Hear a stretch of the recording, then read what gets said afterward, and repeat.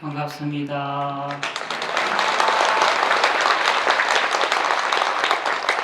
십인품은 등과 위의 보살지위에서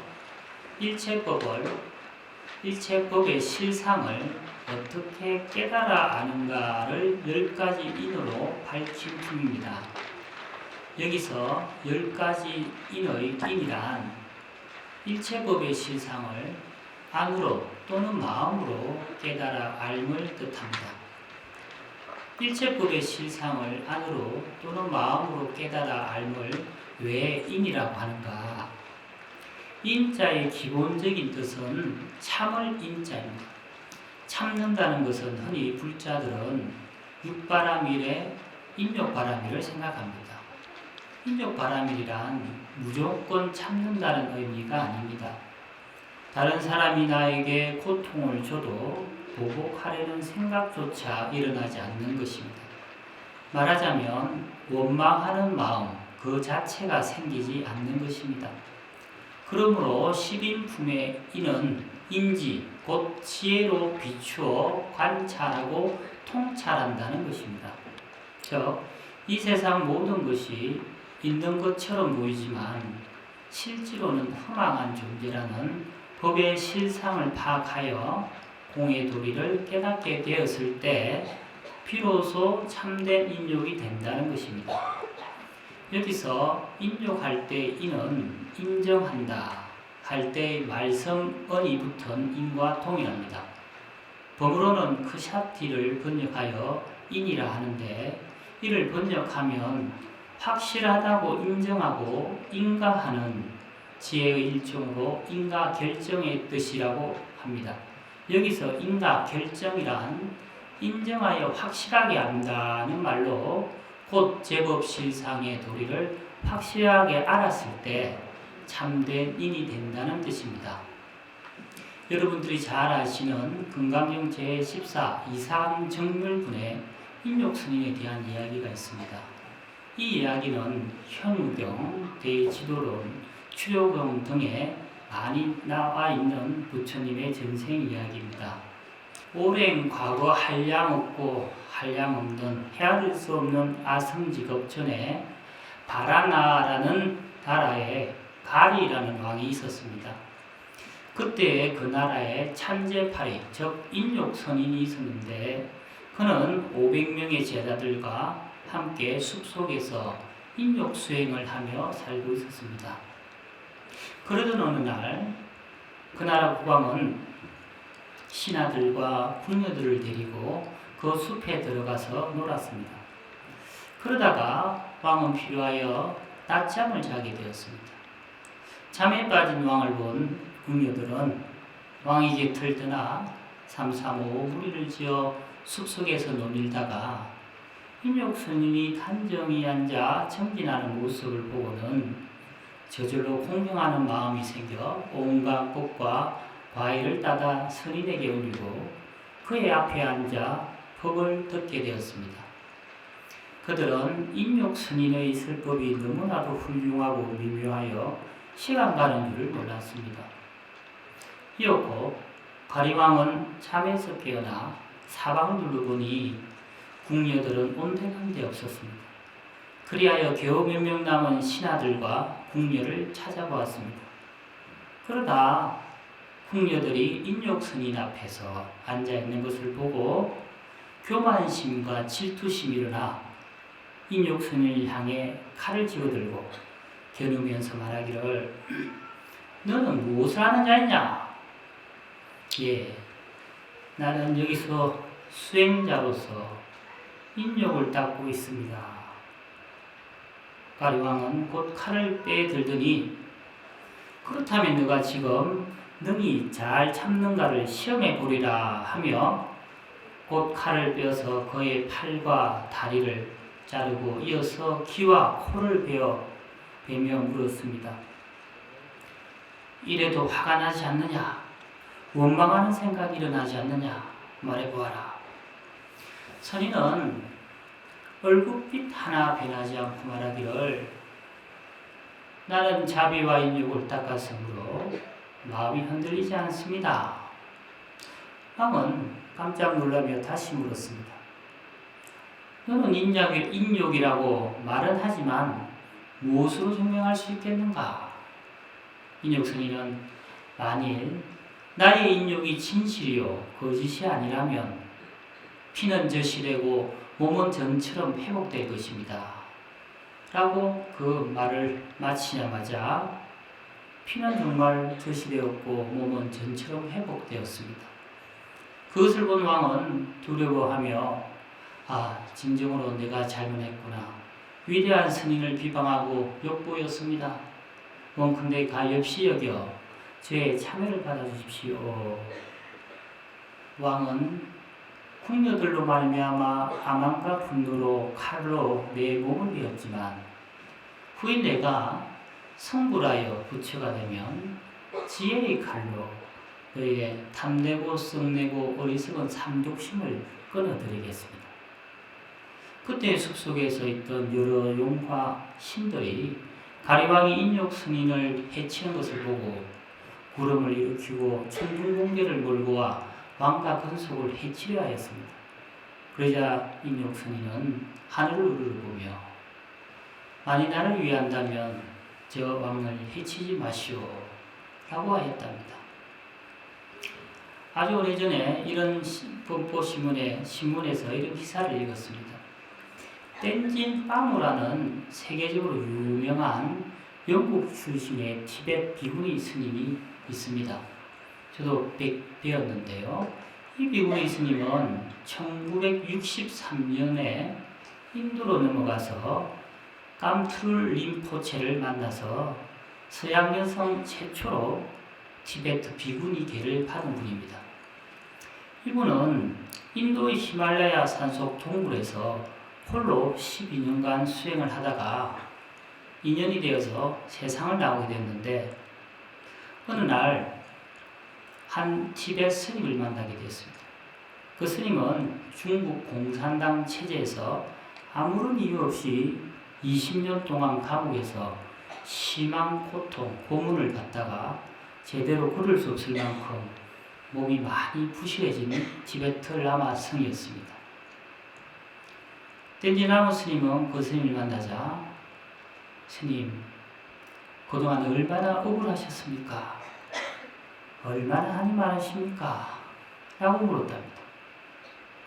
그러나 그 라마 스님의 얼굴에서는 어떠한 억울함도 어떠한 어두운 고문의 흔적도 찾을 수 없을 뿐만 아니라 그의 몸에서는 광채가 났으며 그의 마음은 따뜻함이 배어 있었다고 합니다.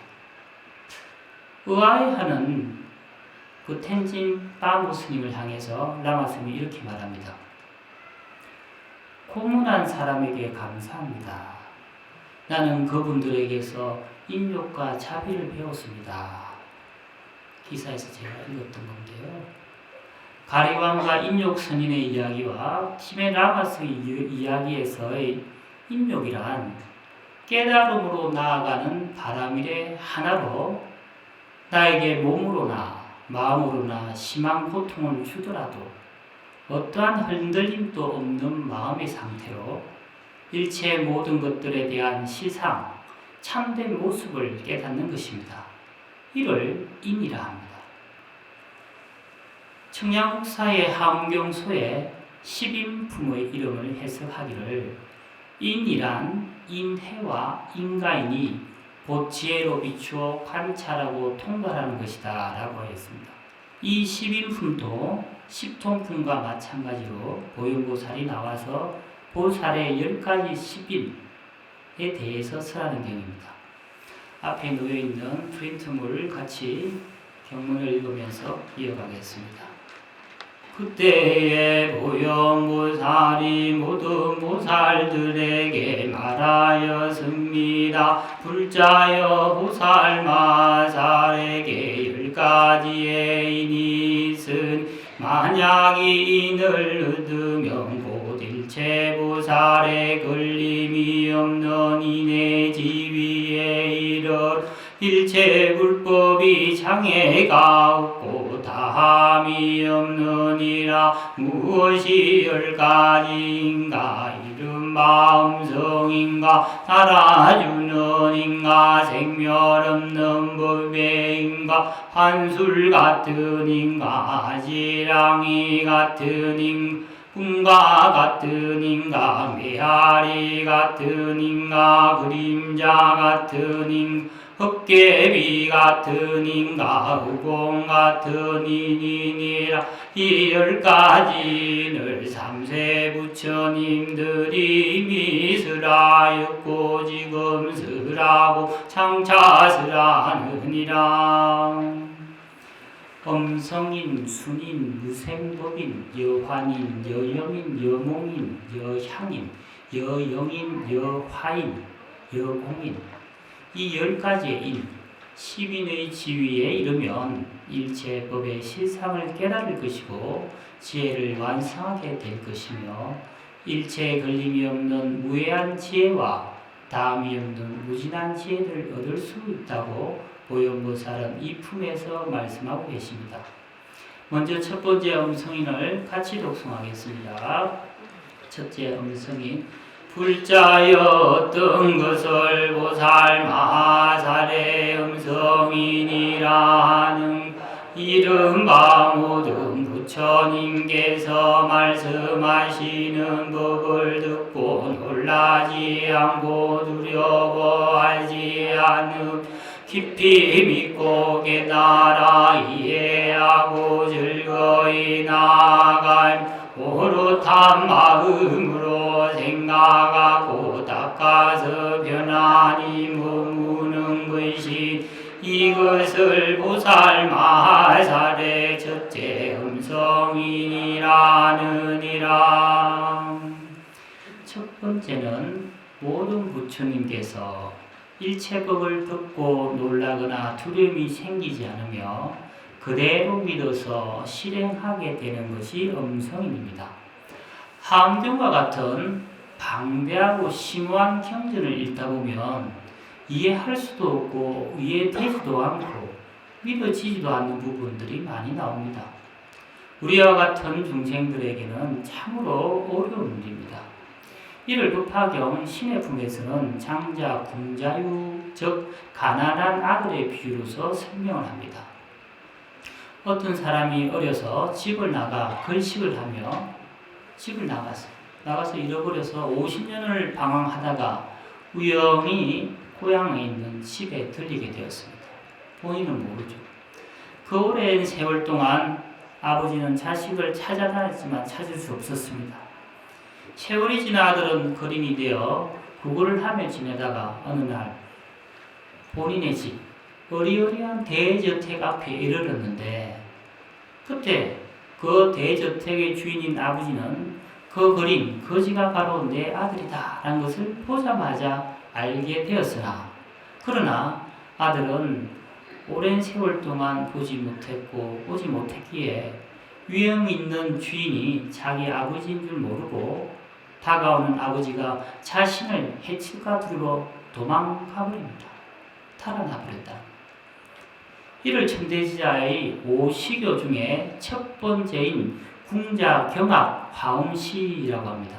곧 5시교라는 것은 부처님께서 성도 깨달음을 이룬 후 열반에 이를 때까지 베푸신 가르침을 5가지로 나눈 것인데 그 첫 번째가 궁자경악 화엄시다는 말입니다.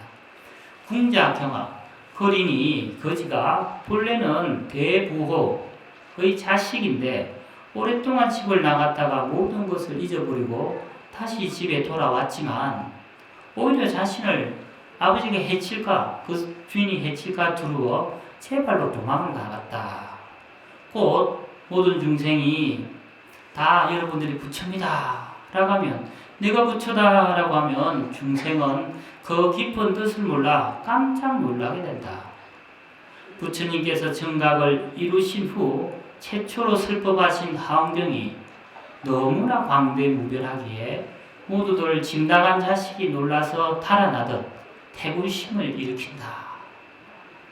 그런데 이 엄성인의 지위에 얻은 보살은 그 법을 듣고 놀라거나 두려움이 생기지 않으며 그대로 믿고 실행하게 된다는 것입니다. 두 번째는 순인입니다. 불자였던 것을 보살마살에 따라주는 인이라 하는 이른바 모든 법을 생각하고 관찰하며 평등하게 의김이 따라서 알며 마음을 청정하게 하고 바로 머물러 닦아 나아가 성취하니 이것을 보살마살에 둘째 따라주는 인이라느니라. 두 번째 순인, 따라주는 인이란 존재하는 모든 것이 평등한 것임을 인식하여 신뢰할 수 있는 지혜를 말합니다. 순인의 순이란 순리, 순어, 즉 이치에 따르는 것을 말합니다. 명제에 보면 순 천자존하고 역 천자망이라. 세상의 이치를 따르면 살아남고 세상의 이치를 걸으면 죽는다, 망한다라는 말이 나옵니다. 명심보감에 수록되어 잘 알려져 있죠. 보현 행원품에는 이와 같은 항순 중생원이 있습니다. 항상 중생에게 순응한다. 즉 중생의 원하는 바를 잘 들어준다고 하였습니다. 그러므로 만약 보살이 중생을 따르면 곧 부처님을 따라 공양하는 것이 되고, 보살이 중생을 존중하여 받들면 곧 부처님을 존중하여 받드는 것이 되며, 보살이 중생을 기쁘게 하면 모든 부처님을 기쁘게 하는 것이 되기 때문이다 라고 되어 있습니다. 이러한 것을 두 번째 보살이 인연의 이치를 잘 알아서 인에 순응하여 평등한 것을 아는 지혜인 순인입니다. 세 번째는 무생인입니다. 불자여 모든 것을 보살마살에 생멸이 없는 법에이니라 하는 불자여 이 보살마살이 조그만 법이 나는 것도 보지 않고 조그만 법이 사라지는 것도 보지 않느니라. 무슨 까닭인가 마냥 생기지 않으며 사라짐이 없으면 다함이 없고 다함이 없으면 때를 여의면 차별이 없고 차별이 없으면 저소가 없으며 고요하느라도 만약 고요하면 탐욕을 여의면 지을 것이 없고 지을 것이 없으면 소원이 없으면 머물 것이 없고 머물 것이 없으며 가고미 없나. 이것을 보살마살의 셋째 생멸이 없는 법에이니라 하느니라. 무생법인이란 무생, 나지도 않으니 불멸, 변하지도 않겠죠. 무와 불은 같은 의미니 무생무멸은 곧 불생불멸이니 불생불멸, 불구부정, 부정불감.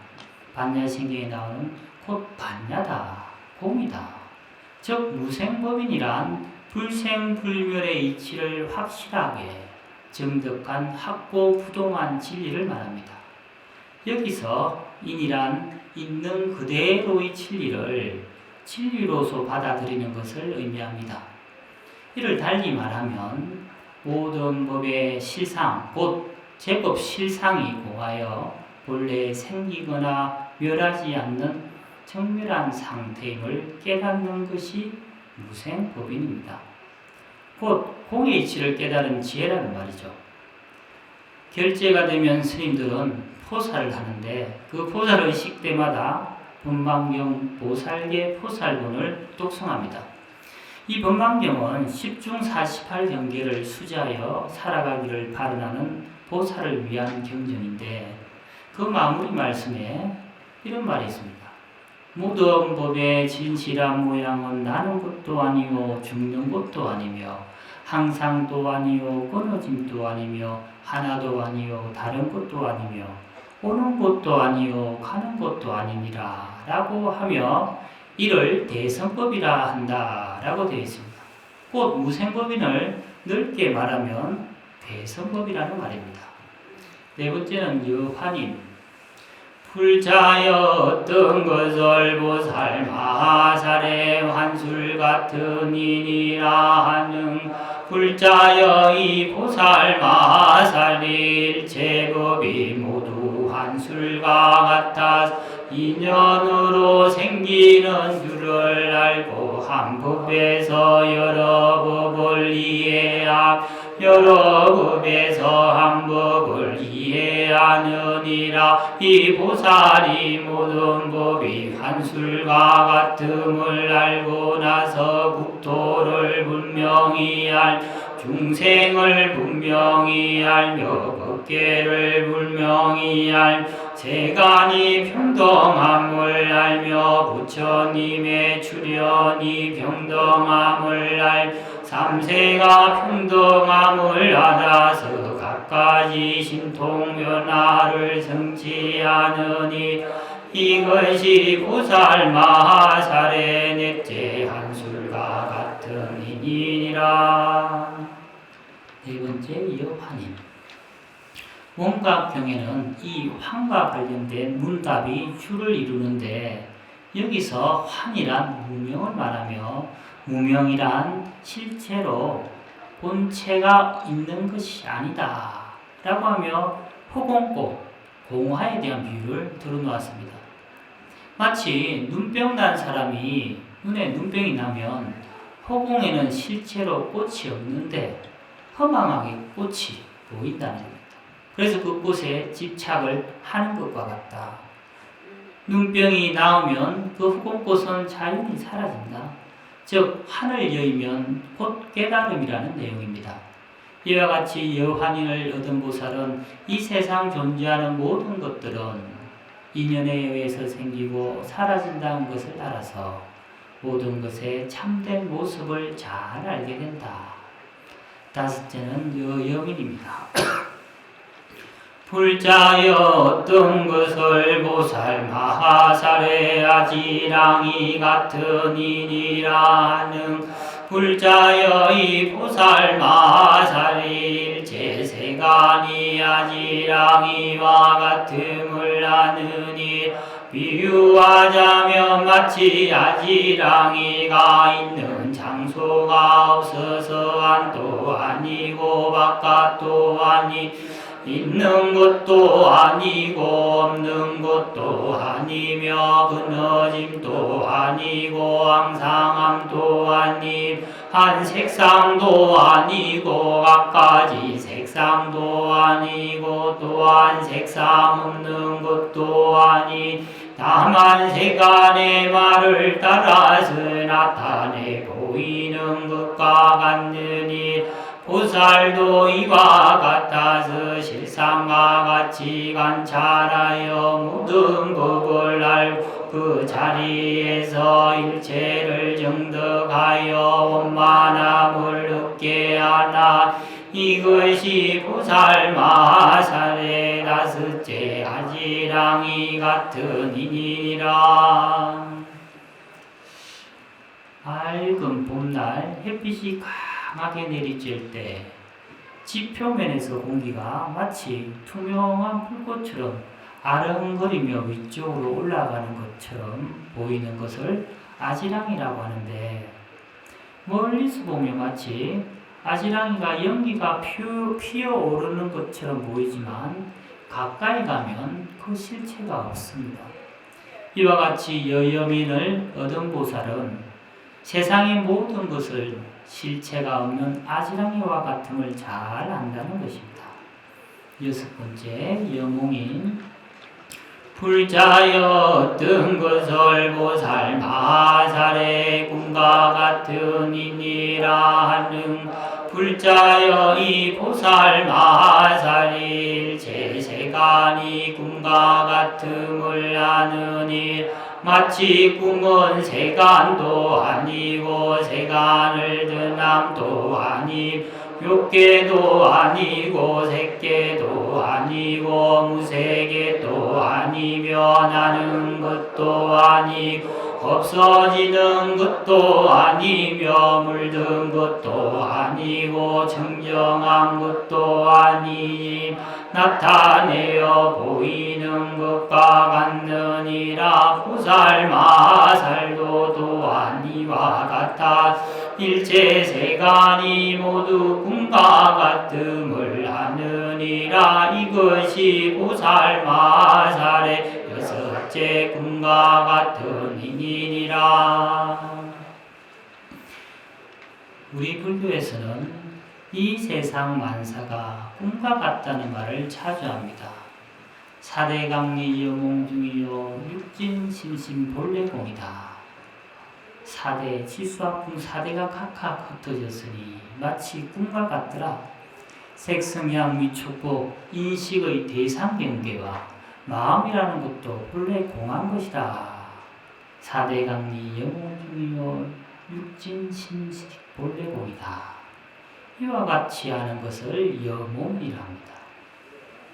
옛날 중국의 헌제라는 임금이 꿈 해몽을 잘하는 사람이 있다는 소문을 듣고 그가 얼마나 꿈풀이를 잘하는지 시험해 보려고 그 꿈 해설가 해몽가를 불렀습니다.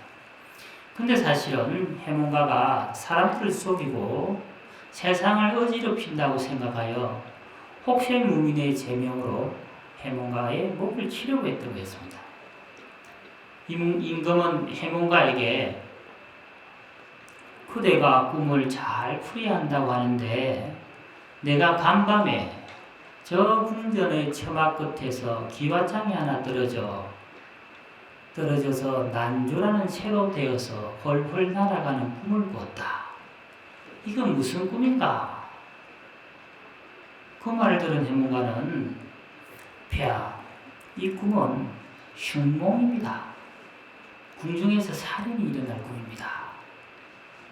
근데 임금은 자기가 이야기한 꿈은 사실이 아니라 지어냈기 때문에 그를 크게 꾸짖으며 예이놈, 요산놈 같으니 이 꿈은 내가 너를 시험하기 위해 거짓으로 지어낸 꿈일 뿐인데 뭐 어쩌고 어째 궁중에서 살인이 일어난다고.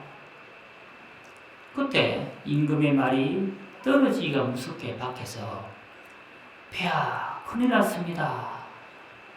지금 궁중에서 두 사람이 싸우다 한 사람이 죽었습니다. 깜짝 놀란 임금은 해몽가에게 물어봅니다. 아니 이게 어찌된 일이냐? 내가 너를 시험하기 위해서 거짓으로 꿈을 이야기했는데 어떻게 이런 일이 일어날 수 있단 말이냐? 라고 반문을 했습니다. 해몽가는 꿈이란 몽시심유라 합니다. 즉 꿈이라고 하는 것은 바로 정신이 노는 것이다.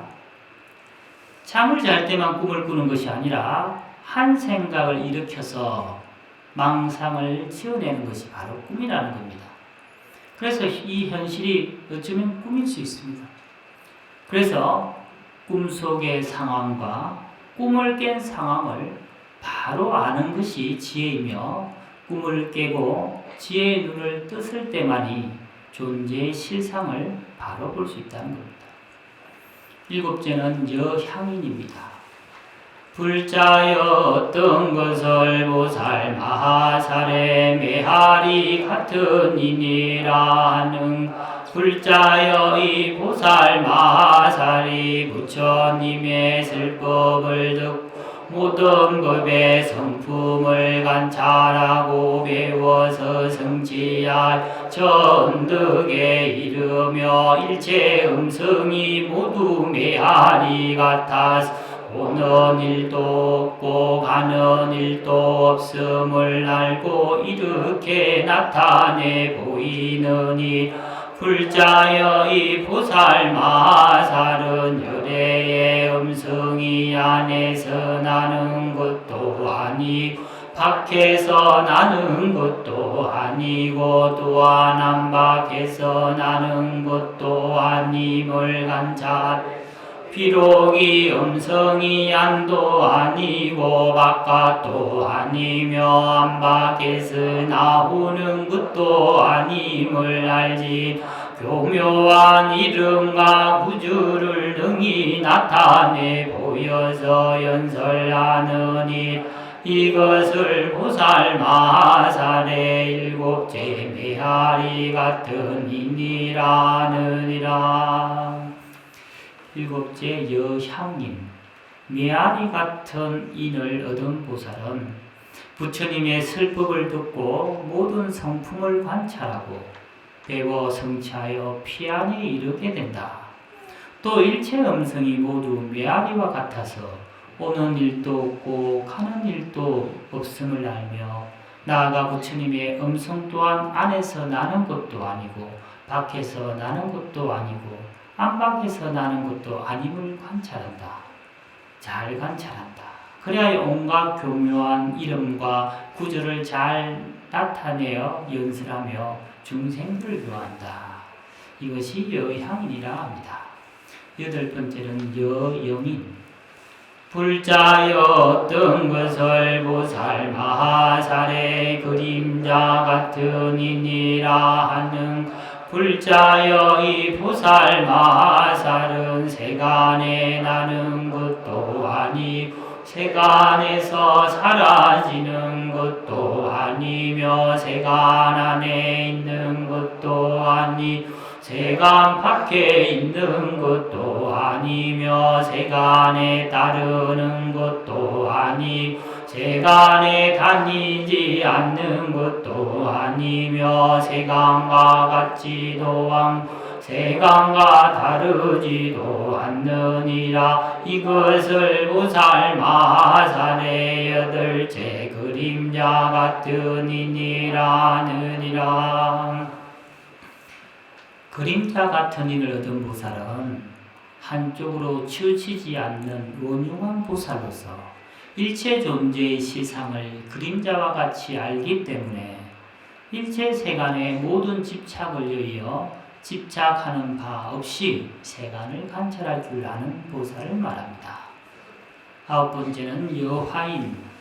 불자여 어떤 것을 보살 마하살의 헛개비 같은 이니라 하는 불자여 이 보살 마하살은 일체 세간이 모두 다 헛개비 같음을 아는 이른바 일체 중생의 뜻으로 짓는 업이 헛개비 지각하는 생각으로 생긴 까닭이며 일체 세간의 모든 행위 헛개비 분별로 생긴 까닭이며 모든 괴로움과 즐거움이 뒤바뀐 것이 헛개비인 허망한 고집으로 생긴 까닭이며 일체 세간에 신실지 아니한 법이 헛개비인 은설로 나타난 까닭임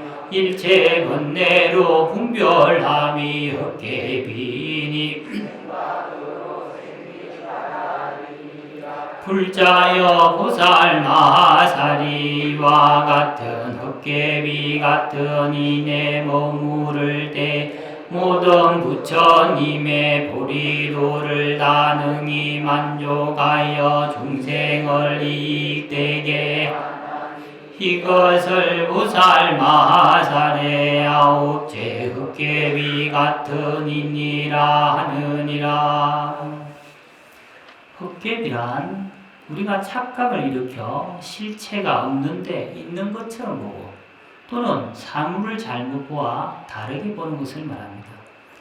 홍갑경 보안보살장에 이르기를 중생의 환해의 몸, 환심, 환해의 몸을 멸하기 때문에 환해의 마음, 환심, 환해의 마음도 멸하고 환해의 마음이 멸하기 때문에 환해의 티끌, 환진, 환해의 티끌도 멸하고 환해의 티끌이 멸하기 때문에 환해의 멸함도 멸하고 환멸 환의 멸함도 멸하기 때문에 환 아닌 것은 멸하지 않느니라. 비환불멸이라. 귀하면 거울을 갈아서 때가 닿으면 강명이 나타나는 것 같다. 선남자의 분명히 알아라. 몸과 마음이 모두 환의 때이니 때의 모습이 영원히 사라지면 온 세계가 청정하게 된다. 라고 보안보살장이 되어 있습니다.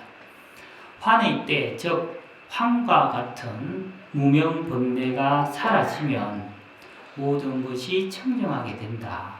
곧 환의 때를 여인 것이 여환인을 얻은 보살이다.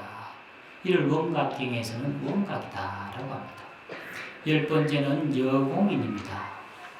불자였던 것을 보살 마하살의 허공과 같은 이니라 하는 불자여 이 보살 마하살이 일체 법계가 허공과 같음을 하나 모양이 없는 가닥이며 일체 세계가 허공과 같은 일어남이 없는 가닥이며 일체 법이 허공과 같으니 둘이 없는 가닥이 일체 중생의 행위 허공과 같으니 행할 바가 없는 가닥이 일체 부처님이 허공과 같으니 분별이 없는 가닥이 일체 부처님의 힘이 허공과 같으니 차별이 없는 가닥이니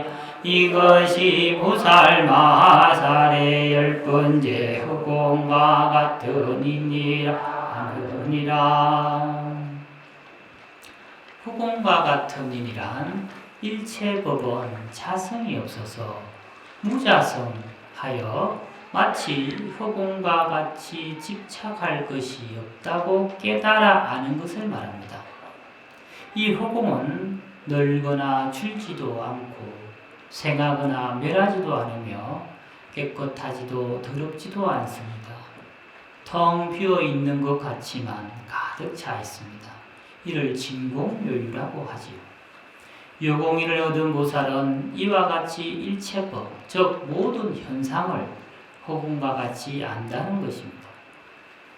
이상과 같이 10가지 인을 말한 보현보살은 10가지 인에 각각의 10가지 개송, 총 100수의 개송으로 그 뜻을 거듭 설하십니다. 시간 관계상 대표적인 개송 하나만 하겠습니다. 제업종 심생아니 곳을 심여아니요 양리 분차 분별하면 공열 유체 유치로다나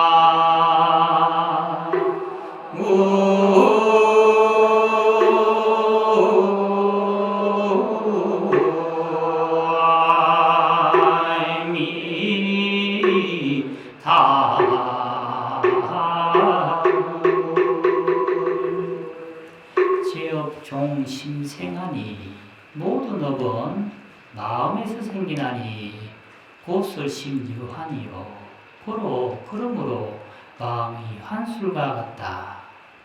양리 차 분별하면 만약 이러한 분별을 떠나게 된다면 보멸 제유치로다. 널리 여러가지의 삶의 갈래 없어지리라. 이 세상에 존재하는 모든 것들은 인연에 의해서 생겨납니다. 그러하기에 어느 것도 자성이 없으며 실체가 없습니다. 여기 11품에서 보현보살이 말하는 10가지 지혜는 여러분들이 잘 아시는 금강경 32 응화비진분에 있는 일체유의법, 여몽환포용, 여로영여전, 응작육시관 일체유의법은 꿈과 같고 헛개비 같고 물거품 같고 그림자 같고 이슬과 같고 번개불 같으니 마땅히 이와 같이 관할지리라 라고 되어 있습니다. 일체유의법, 유의법이란 존재하는 모든 것을 말합니다. 지금 여러분들 앞에 보이는 모든 것은 실체가 있는 것이 아니라 마치 꿈속의 일과 같고 헛개비와 같고 물거품과 같고 그림자와 같이 아침 이슬과 같이 번갯불과 같이 있는 듯하지만 사실은 실체가 없는 것입니다. 이를 6가지 비유로 설명한 것이죠. 그러나 우리 중생의 소견으로는 이 건물도 이 몸뚱아리도 엄연히 존재하죠. 이 모든 것들의 6가지의 비유처럼 허상으로 볼 수 있는 지혜의 눈이 열리는 것을 보살의 10가지 지혜 10인이라 합니다. 쉽게 말해서 잡을래야 잡을 수 없는 덧없는 현상에 집착하지 말고 건강에서 말하는 반야바람일로 살아라 는 말입니다. 곧 주인된 삶을 살아라고 말합니다.